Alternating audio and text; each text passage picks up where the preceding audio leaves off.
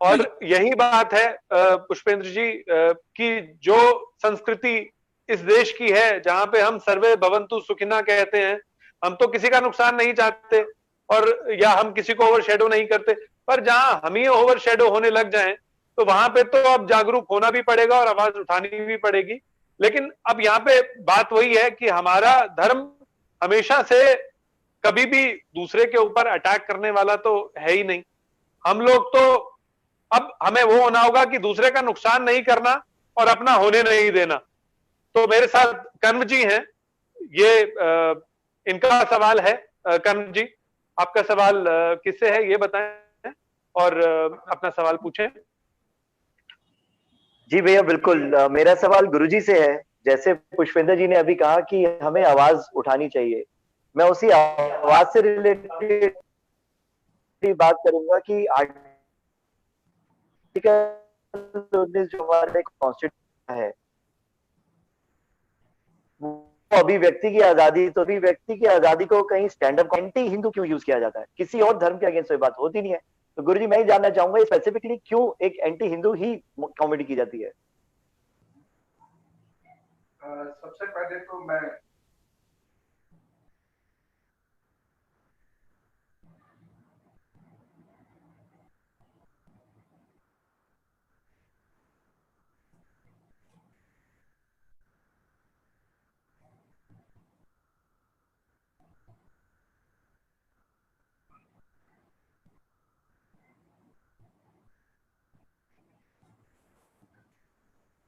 Hello, अब आवाज आई? तो सबसे पहले तो मैं महामंडलेश्वर जी के चरणों में प्रणाम करता हूं। मेरा प्रणाम वह स्वीकार करें। मैं स्वागत और अभिनंदन करता हूं भाई पुष्पेंद्र जी का। हम लोगों ने साथ काम किया और किस तरीके से जिस वक्त कुछ भी नहीं था, लोग राष्ट्रवाद के बारे में सुनना भी पसंद नहीं करते थे, उस वक्त में हम लोग अनेक जगहों पर घूमे, काम किया और उन्होंने अपने ओजस्वी वाणी से लोगों को अभिभूत किया, प्रेरणा दी। और मैं साथ ही साथ आश्रम की रिसर्च ग्रुप को और प्रोडक्शन टीम को भी बहुत साधुवाद देता हूं, अभिनंदन करता हूं। मुझे इस कार्यक्रम से जोड़ा, इसके लिए सबका धन्यवाद। जो यहाँ पर कुछ हजार लोग जुड़ चुके हैं ऑलरेडी और फेसबुक से भी और इधर से भी, मैं उन सभी हजारों लोगों को हृदय से प्रणाम, अभिनंदन, स्वागत करता हूं। और मैं अपनी बात शुरू करता हूं और एक चीज मैं आपसे ये कहना चाहता हूं शुरुआत में कि टॉलरेंट होना यानी सहिष्णु होना ये एक बात है, कायर होना और बुद्धिहीन होना ये दूसरी बात है। सहिष्णु वही हो सकता है जिसमें अकल हो और जो वीर हो, और कायर और बुद्धिहीन जब स्वयं को सहिष्णु बताने लगे तो समाज, समझ लीजिए कि उस समाज का कभी भी बेड़ा गर्क हो सकता है। भारत के लोगों को पढ़ाया नहीं गया, एक बात है, मैं मानता हूं, लेकिन भारत के लोग पढ़ नहीं सकते थे, इस बात को मैं नहीं मानता। क्यों? उसमें भाई पुष्पेंद्र जी भी तो हैं, वो तो पढ़े, उन्होंने आवाज उठाई। मैं ऐसे में याद करना चाहूंगा श्री RSN सिंह साहब को भी। हम तीनों लोग जगह जगह घूमे, वो भी तो बोलते थे। उसके साथ साथ हमारे पूजनीय महामंडलेश्वर जी यहाँ पर हैं, लगातार आवाज उठाते हैं हम, और वो कई डिबेट्स, टीवी डिबेट्स में भी रहे हैं और वो लगातार आवाज उठाते हैं। तो ऐसा कैसे होता है? कुछ लोग तो बोलते हैं, ज्यादातर नहीं बोलते हैं। इसका मतलब यह है कि लोग पढ़ना नहीं चाहते हैं। ज्यादातर लोग सिर्फ ताली बजाते हैं, और वो भी उन चीजों पर ताली बजाते हैं जिन चीजों को देखना भी नहीं चाहिए, जिन चीजों को देखने पर हमें दंड मिल जाता। हमारे सिस्टम में दंड मिलता, दुनिया में जिस चीजों पर फांसी हो जाती है। अभी 4 दिन पहले पाकिस्तान में श्री हनुमान जी का मंदिर तोड़ा गया, कोई फर्क नहीं पड़ता, लोग रो रहे थे। लेकिन अगर गलती से भी, यहां पर गलती से भी कह रहा हूं मैं, अगर मस्जिद की पैड़ी जिसकी ईंट निकली हुई है, गलती से कोई स्कूटर वाला उस पर टक्कर मार दे, वो ईंट निकल जाए तो बलवा हो सकता है। क्योंकि यहां पर अपराध और अपराधी यह धर्म के अनुसार जाने जाते हैं। ऐसा बुरा करने वाले जो लोग हैं वो थोड़े से हैं। पाकिस्तान बनवाने वाले लोग थोड़े से थे, बाकी उनके पीछे आंख मूंद कर चल दिए। और उनमें से बहुत सारे लोगों को जब गलती रियलाइज हुई तो समझ में आया हिंदुस्तान की कीमत क्या थी। आज वो लोग जो मस्जिद की पैरवी करते थे, उन्होंने माननीय अदालत का आदेश माना, लेकिन वो लोग जिनका रत्ती भर कंट्रीब्यूशन नहीं था, वो लोग आज भी आवाजें उठा रहे हैं और अपने ट्विटर से भागते भगते मैसेज कर रहे हैं, भड़काने की कोशिश कर रहे हैं। और हम में से कुछ लोग क्या कर रहे हैं, बड़ा अच्छा ही तो कह रहे हैं, अस्पताल खुलवा दो, स्कूल खुलवा दो। अस्पताल और स्कूल भी खुल जाएगा, ऐसा कोई अकाल नहीं है अस्पताल और स्कूल का, वो भी खुल जाएगा। लेकिन हमें कुछ सोच के चलना चाहिए, कुछ सोच के बोलना चाहिए।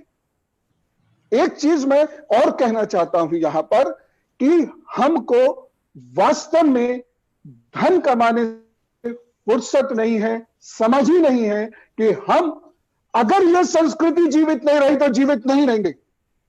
और ऐसा हो चुका है। देखिए, अभी महामंडेश्वर जी ने अपनी बात शुरू करी कि चौतरफा नहीं, हर तरफ से हमला हो रहा है, नहीं 10 दिशाओं से हमला हो रहा है। और यह हमला 325 BC से हो रहा है। हमखानी लोग आए, उसके बाद यही हमखानी लोग कश्मीर पहुंचे और हम नफ्स करके इन्होंने एक प्रिंसिपल दिया कि देखो ये करोगे तो चमत्कार होगा, हिंदू में चमत्कार नहीं हो सकता। और हम लोग वो करने लगे। और वो क्या था, वो बेसिकली क्या था, श्वास पर श्वास। हमको लगा कि ये तो कोई बहुत बड़ी बात है, और क्योंकि हमने अपने धर्म को तो माना नहीं, जैसे भाई पुष्पेंद्र जी अभी कह रहे थे, हमने तो उसे समझा नहीं, तो हमें कुछ पता ही नहीं था ये क्या है। हमने उसको समझना शुरू कर दिया और धीरे धीरे वहां से निकलकर दरगाह का जंजाल, जिसे खुद कुरान शरीफ नहीं मानती, वह जंजाल सब में फैल गया। और इस तरीके से फैल गया कि आपको कितना भी डेवलपमेंट करना हो, आप साइड से गुजरना पड़ेगा, हजारों रुपया अपनी रोड पर खर्च करना पड़ेगा।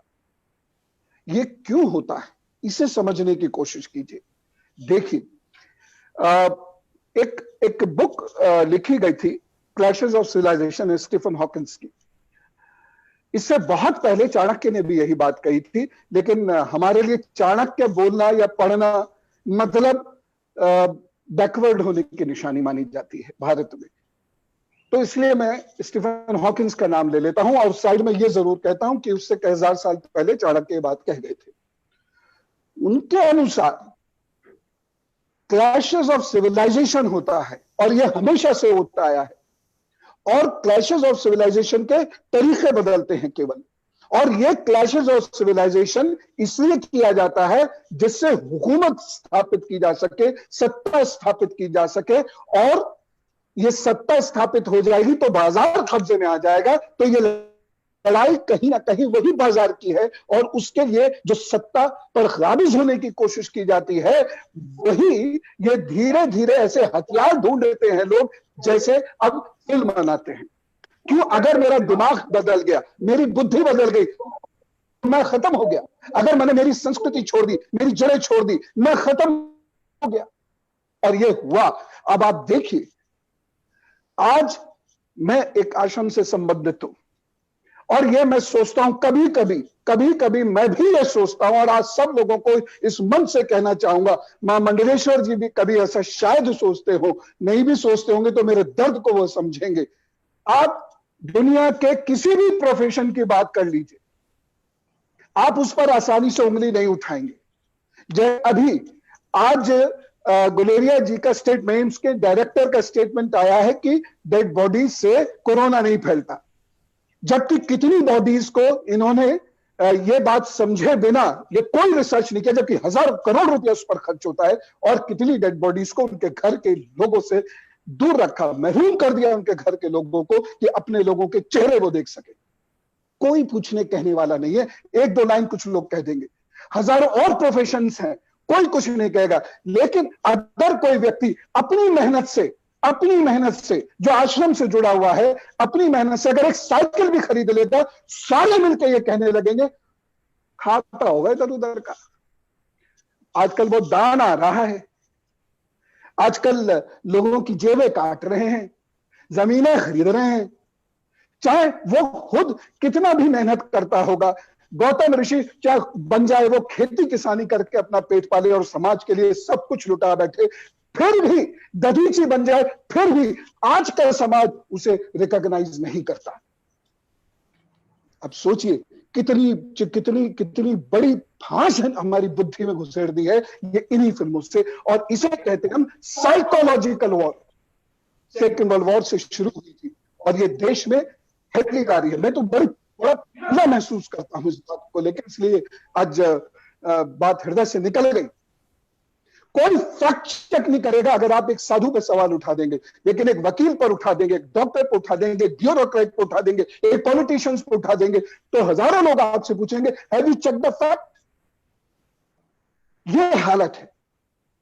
और ये वो लोग हैं जिन्होंने अपना घर बार तो दूर के बाद जान तक दे दी इस देश की रक्षा के लिए। और अगर ये नहीं होते तो आज क्या हालत होती, आप कल्पना नहीं कर सकते थे। अगर गुरु रविदास नहीं होते क्या हालत होती, आप कल्पना नहीं कर सकते थे। और यही कारण था कि अंग्रेजों ने बाकायदा एक नीति बनाई थी जिससे कि आश्रमों को बंद करवाया जा सके, गुरुकुलों को ठप करवाया जा सके। वो सफल हुए और इसका दोष अंग्रेजों को नहीं दे सकते, मैकॉले का दोष अंग्रेजों को नहीं दे सकते। ये हम ही हैं जो दूसरों की कठपुतली बनते हैं और फिर हम कहते हैं हम तो विश्व गुरु थे।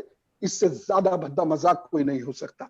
इसलिए समझने की कोशिश कीजिए, जो बॉलीवुड के माध्यम से हमारे बेडरूम के बाद अब दिमागों में घुसने की कोशिश की जा रही है, बचिए और अपने बच्चों को बचाइए। नहीं तो जनाब ये संस्कृति नहीं रहेगी, फिर कमाते रहना पैसा, दूसरों के टुकड़ों पे पलना पड़ता है उस व्यक्ति को जो अपनी संस्कृति से कट जाता है। जी